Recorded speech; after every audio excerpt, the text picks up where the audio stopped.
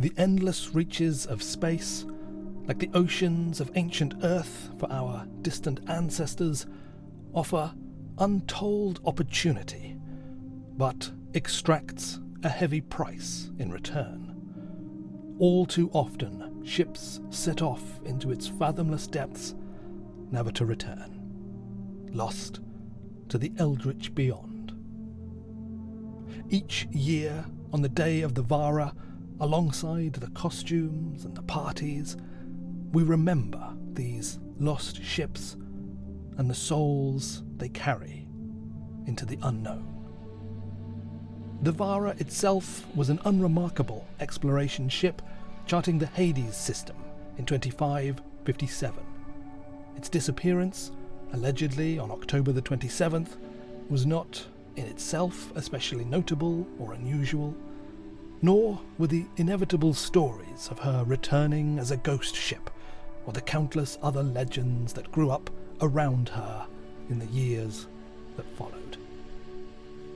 In the end, it may be simple chance that led to the adoption of the Vara, in particular, as the patron saint of lost ships, and the namesake of the tradition that goes with it.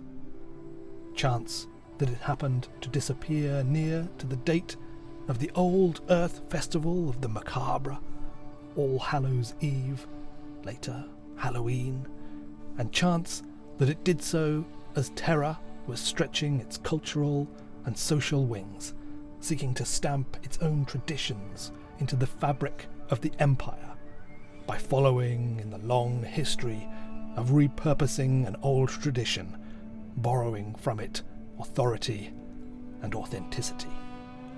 At its heart, the day of the Vara, like Halloween before it, is about remembering the dead, honouring them, and, in so doing, armouring ourselves against the fear of the unknown. Yet, troubling as the disappearance of ships like the Vara can be, it is the mysteries that wash up, unbidden, back into the light, which give us a glimpse at the truth behind such legends, even if, all too often, leaving us with more questions than answers. One such restless wreck, discovered in 2944 by the survey ship the Tintern Abbey, shed fresh light on the 700-year-old disappearance of an RSI Zeus, designation C6, sometimes colourfully referred to as the ghost ship from beyond Saturn. The story begins in the mid-23rd century, barely 200 years after humanity invented the quantum drive and ventured into the darkness beyond Earth. An already aging Zeus starship, the C6, was operating out of a small, remote research station on Iapetus, a moon of the ringed gas giant Saturn, then still considered part of the distant frontier of human influence. Iapetus, named for the Titan of Greek legend, father of Atlas and Prometheus, bound forever to reside in Tartarus, where neither breeze nor light of the sun reaches. The moon, too, is bound to reside in a dark, chaotic region, far from its gas giant, carving through dust and debris on its 79-day tidally locked orbit, which leaves its leading hemisphere blackened as if charred despite the icy cold, while the trailing hemisphere glistens a pure white. This unsettling twin visage has given rise to countless tales and legends. Today, any star citizen who visits Saturn will hear strange stories of communications failing, systems malfunctioning, and dark moods coming suddenly unbidden upon those who spend too long in proximity to Iapetus's dark side during the 40 days of night the moon endures. It is even said Iapetus's dark side at night will swallow your soul as well as your light. Such superstitions had not taken hold, of course, 700 years ago, when the unsuspecting crew of 3 were tasked with testing an advanced deep space communication system for Roberts Space Industries, intended to allow connection even in the dark zones, gravity shadows, and radiation fields that plagued the depths of the primitive outer Sol system. The technology would, in time, go on to prove itself a major boon, though not, sadly, for the crew of C6. The mission would be commanded by Brooke Cloverly, a rising star at RSI and the youngest commander in the fleet. Excellent exam scores and high aptitude ratings had seen the young, untested commander fast-tracked into the field.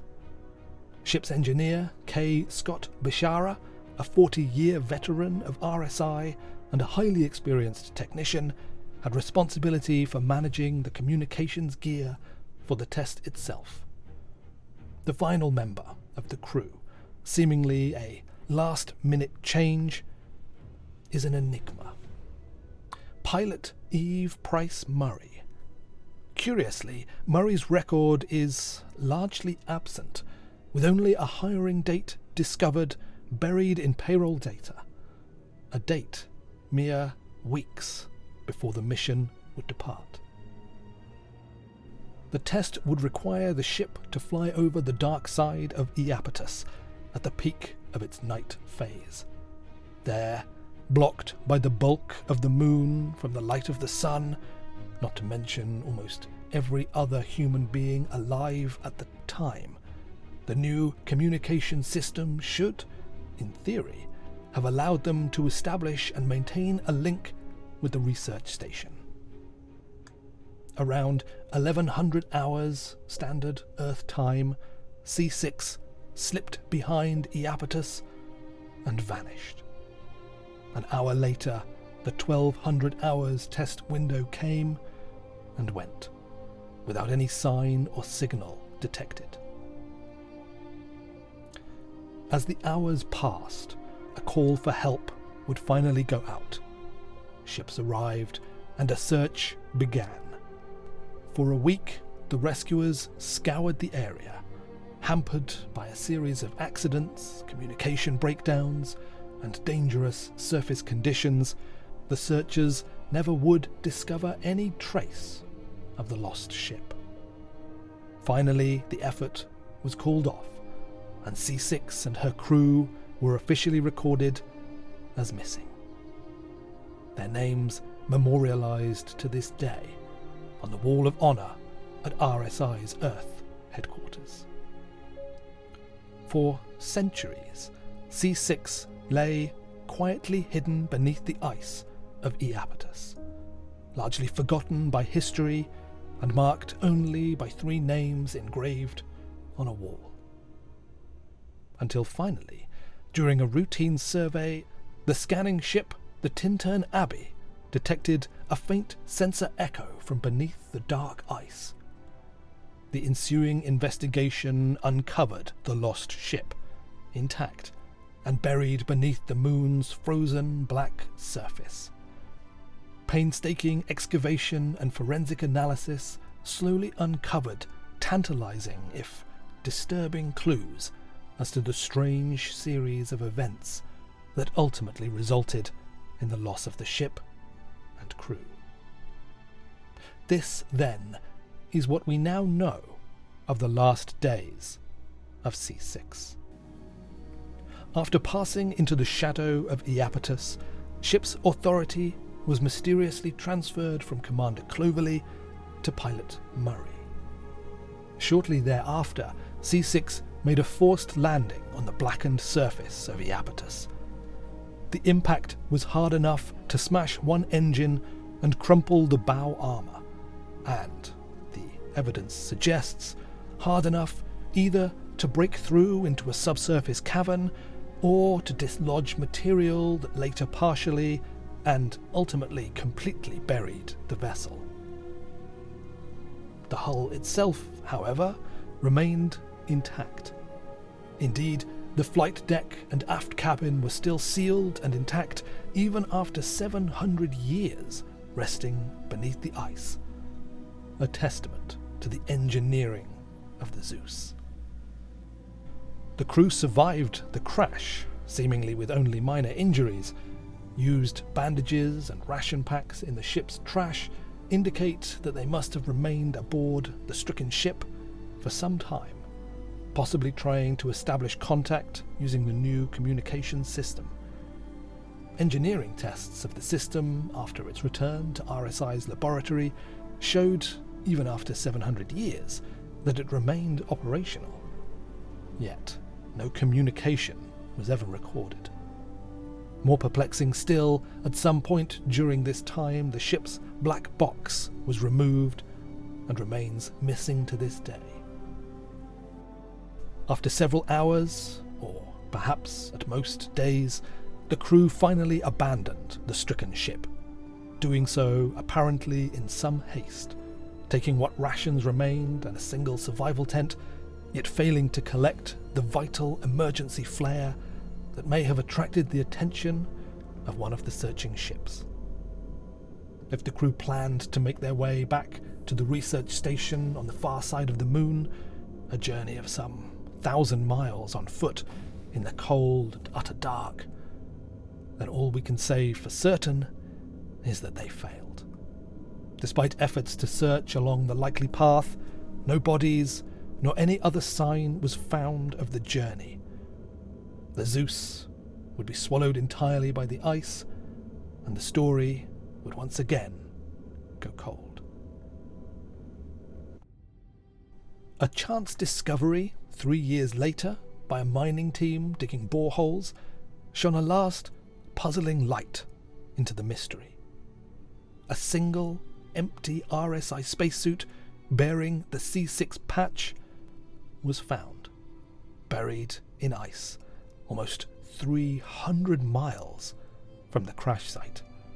Not in the direction of the research station, but deeper into the dark side.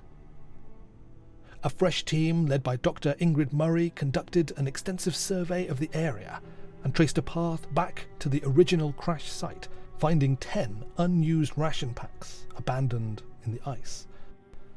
Despite continued searches and scans, no further finds emerged, leaving only the puzzling conclusion that at least one of the crew members somehow made their way hundreds of miles from the crash site and then vanished without their spacesuit on the nearly airless moon.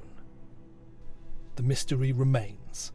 Despite all of the investigations and evidence, we still cannot say with any certainty what the final fate of the crew of C6 was. It is fitting, then, that on the day of the Vara, we remember them, and all the other souls lost to the unknown.